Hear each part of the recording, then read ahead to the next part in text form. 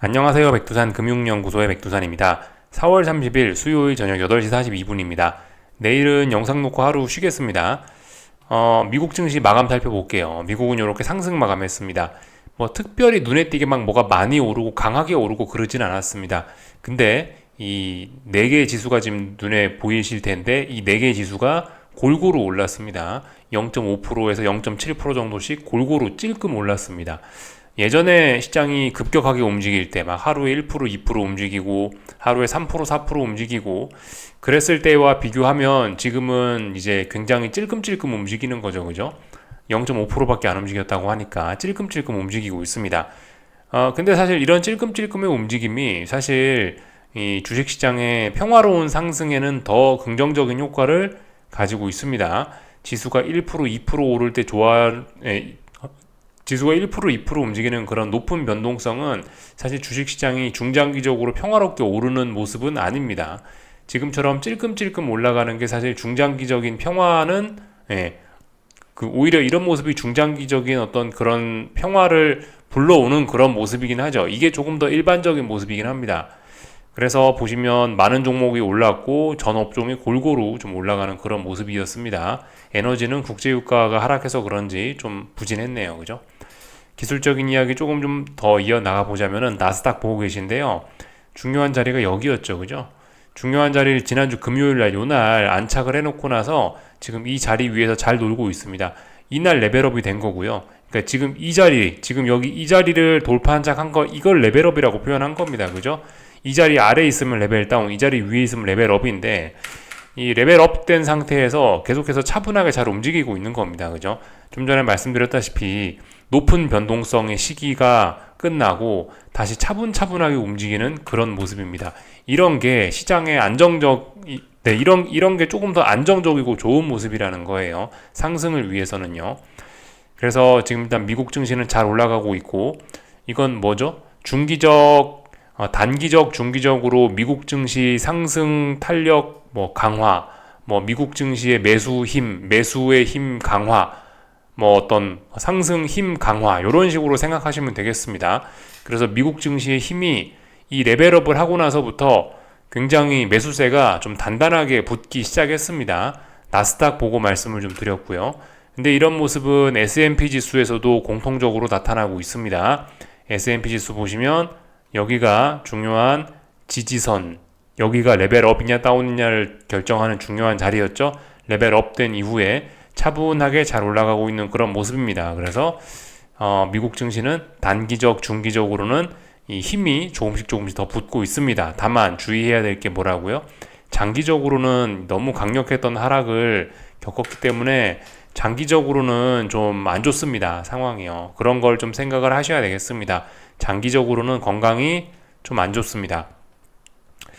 채권 보고 계신데요. 30년물 국제 채권, 30년물 미국 채권 보고 계신데 이 어젯밤에 이렇게 또 상승 마감을 했습니다. 경제 지표들이 좀 부진한 그런 영향도 있었고요. 하여튼 그래서 채권도 강하게 올라오고 있고 주식도 강하게 올라오고 있고 지난번에 그 불안했던 모습이 많이 좀 개선되는 모습입니다. 그죠?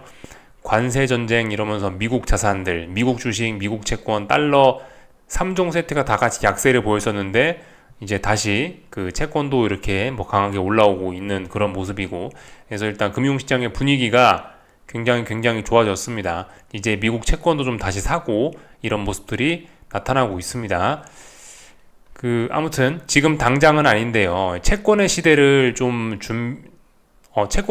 지금부터 준비할 필요는 없고 이제 슬슬 채권이 방향 전환을 하는 거 아니냐. 장기적인 몇 년간의 이 하락을 끝내고 이제 여기서 힘도 모았고 몇 년 동안 이제는 다시 이렇게 장기적인 방향을 전환하는 게 아니냐 그런 생각을 좀 하시긴 하셔야 됩니다. 이제 그런 걸 염두를 하셔야 돼요. 지금 몇 년간 채권이 좀 안 좋았었고 이제 다시 채권의 시대가 오는 것이 아니냐 그런 생각 정도 가지고 있자고요. 지금 당장이라는 건 아니고 채권의 시대가 오려면 뭐가 필요할까요? 이렇게 채권의 시대가 오려면 이제 미국의 경제가 둔화가 되거나 침체가 돼서 파월 의장이 금리 인하를 하면은 그러면은 이 친구도 이런 식으로 좀 올라올 수 있겠죠. 그죠? 하여튼 지금 파월이 본격적으로 금리 인하를 하고 미국 경제가 좀 약해지는 그런 거를 좀 생각을 해야 될 때인 것 같긴 합니다. 당장 그렇다는 건 아니고 뭐 아직까지 시간이 남긴 남았다고요, 그죠? 요렇게 지금 삼각 수렴형이죠, 그죠? 이런 식으로 대충 거보면 이런 식으로 삼각 수렴형이잖아요, 그죠?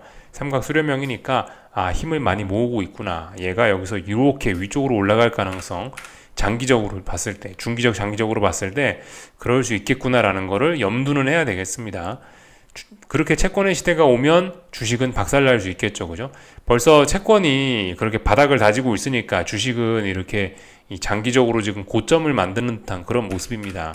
그렇다라고 해서 당장 지금 주식이 죽는다는 걸 의미하는 건 아닌데, 말씀드렸다시피 지금 계속 강조 말씀드리는 게 장기적인 힘은 슬슬 빠지고 있다고요, 그죠? 그리고 장기적인 채권의 힘은 자꾸자꾸 쌓여가고 있는 거고, 그러니까 이런 점을 아무튼 올해 연말 정도가 되지 않겠느냐 생각이 좀 들긴 들어요. 채권의 힘이 이제 네, 어떤 채권의 시대라고 표현할 수 있을까요? 어떤 또 그리고 주식의 좀 안 좋은 시간 그런 것들이 하여튼 몇 달 정도는 네, 아직까지 어쨌든 오랜 시간이 좀 남지 않았나라는 생각이 듭니다. 올해 정도에는 어쨌든 근데 채권이 한 번쯤 장기적으로 중장기적으로 큰 시세를 한번 줄 수 있지 않을까라는 생각이 개인적으로 좀 살짝 있습니다. 그래서 그런 걸 좀 염두를 하셔야 되겠다. 뭐 그런 이야기를 좀 드려봤죠. 하여튼 그 요즘 금융시장 좀 분위기가 좋으면서 달러가 다시 이제 이렇게 달러가 좀 바닥을 좀 확인하려는 모습입니다. 그래서 지금 보시면 이 달러 인덱스로 볼게요. 달러 인덱스로 보면은 지금 이런 모습이 나오고 있죠. 달러 인덱스 일봉 보고 계시고 요렇게 일단 드디어 바닥은 확인하는 모습입니다. 얘가 요렇게 이제 좀 올라오려고 좀 이제 바닥 정도는 좀 확인을 하는 그런 모습이에요. 달러가 조금씩 강해지니까 나타나는 특징이 원자재가 약해진다고요, 그죠? 원자재가 조금씩 약해지는 모습. 대표적으로 오늘 구리가 4% 넘게 급락을 하고 있네요. 국제유가도 요즘 흐름이 안 좋죠. 금값도 흐름이 안 좋고. 이게 이제 달러가 조금 튀어 오르려고 하니까 원자재들이 좀 이런 모습을 좀 보이는 것 같습니다. 하여튼 달러가 지금 여기서 많이 튀어 오르는 걸, 달러 인덱스가 막 다시 예전처럼 이렇게 쨍쨍한 엄청나게 강력한 이런 달러 강세를 이런 걸 기대하기는 좀 어렵겠죠.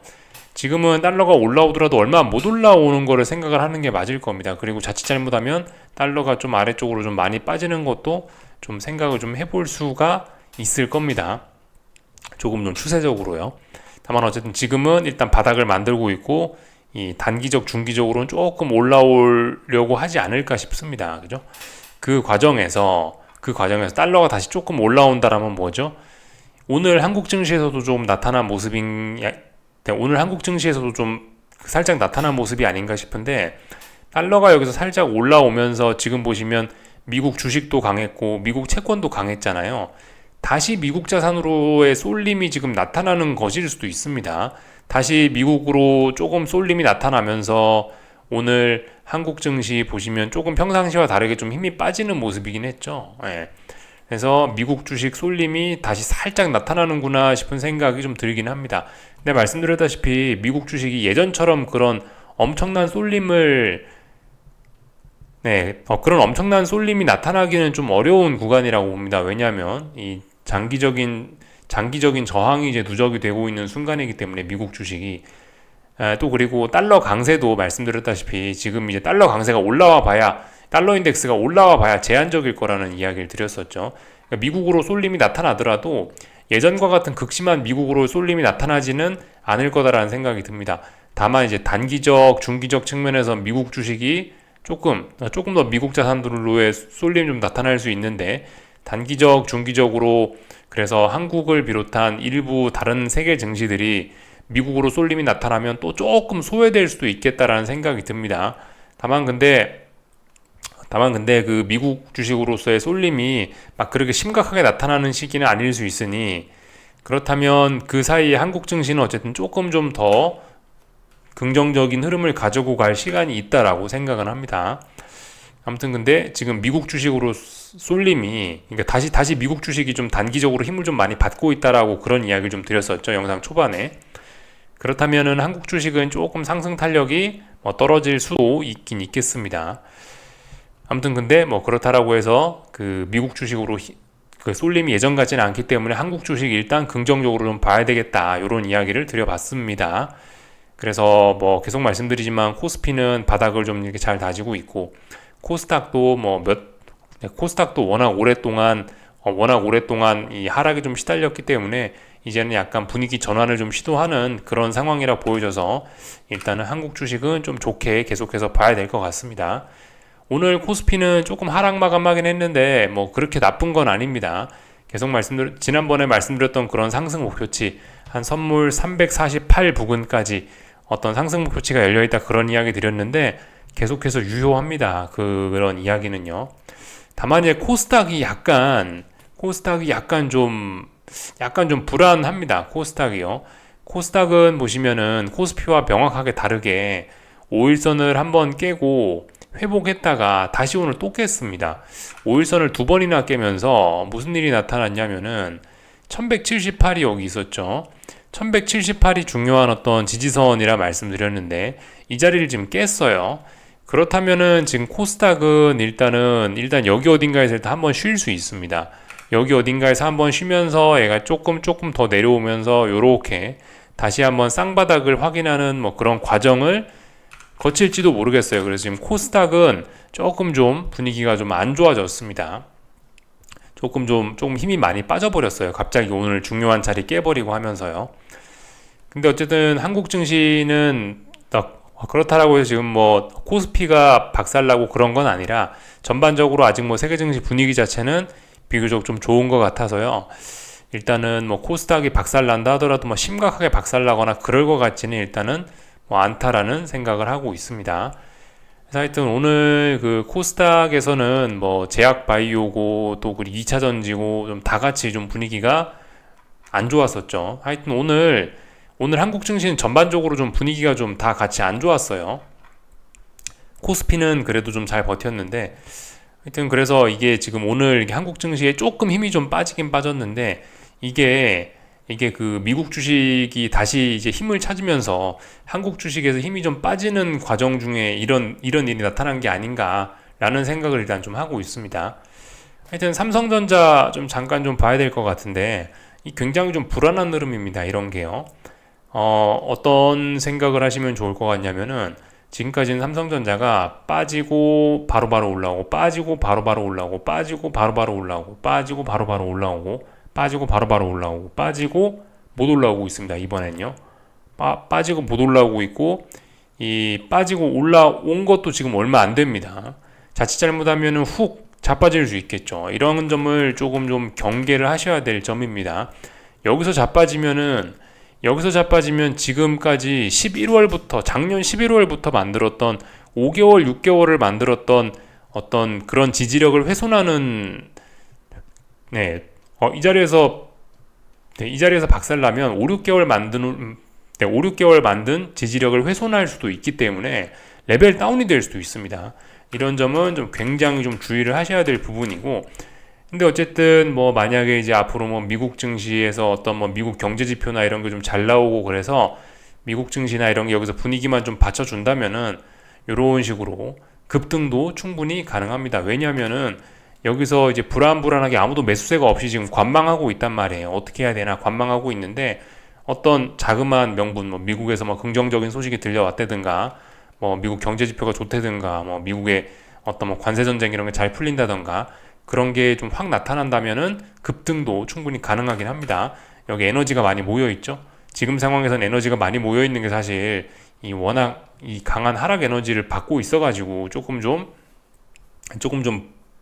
그 불안하기 때문에 이렇게 아래쪽으로 자빠지면서, 여기서 얘가 아래쪽으로 자빠지면은 레벨 다운이 될 수도 있다. 6개월간 지켰던 이 자리를 붕괴시키면서 레벨 다운을 생각해야 될 수도 있다라고 말씀을 드렸는데, 아무튼 이게 이제 긍정적으로 풀리자면 이렇게 위쪽으로 한 번에 확 급등이 나오면서 조금 좀 의미 있는 상승 추세로의 전환, 이런 것도 가능할 수도 있습니다. 그래서 지금 이 삼성전자 입장에서는 좀 굉장히 중요한 자리라고 할 수가 있겠죠. 삼성전자뿐만이 아니고 뭐 코스피나 코스닥이나 어쨌든 뭐 매일매일이 그렇지만 아무튼 뭐 조금 더 중요한 자리가 아닌가 싶긴 합니다. 하여튼 코스피는 지금 아직까지 힘이 있고 코스닥이 힘이 없죠. 코스피가 힘이 있고 코스닥이 힘이 없고 코스피가 힘이 있고 삼성전자가 힘이 없고 그런 상황입니다. 코스피는 한 3% 정도 더 올라갈 수, 한, 2.5%에 3% 정도 더 올라갈 수 있는 그런 여유가 조금 더 있다라는 거 말씀을 좀 드려봤습니다.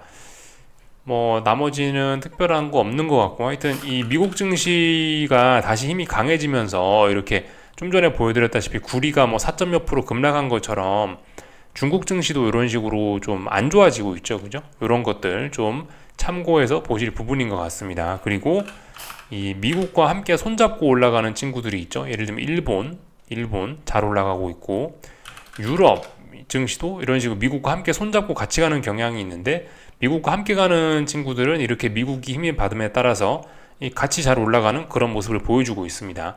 어쨌든 미국이 다시 잘 나간다라는 거는 미국이 올라갈 때 좀 상대적으로 소외가 되는 그런 친구들한테는 좀, 지금은 다시 이제 미국이 좀 단기적, 중기적으로 힘을 받는 시기라 가지고 미국이 다시 그렇게 힘을 받아버리면은 한국은 조금 좀 소외될 수 있다라는 점 생각을 해보셔야 되겠습니다. 근데 어쨌든 이 장기적으로 지금 이제 장기적인 측면에서 미국이 그렇게 큰 힘을 받긴 어려운 때니까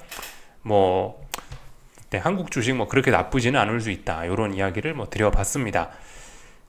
내일은 쉬고 하여튼 모레 뵙도록 하겠습니다. 여기서 마치겠습니다.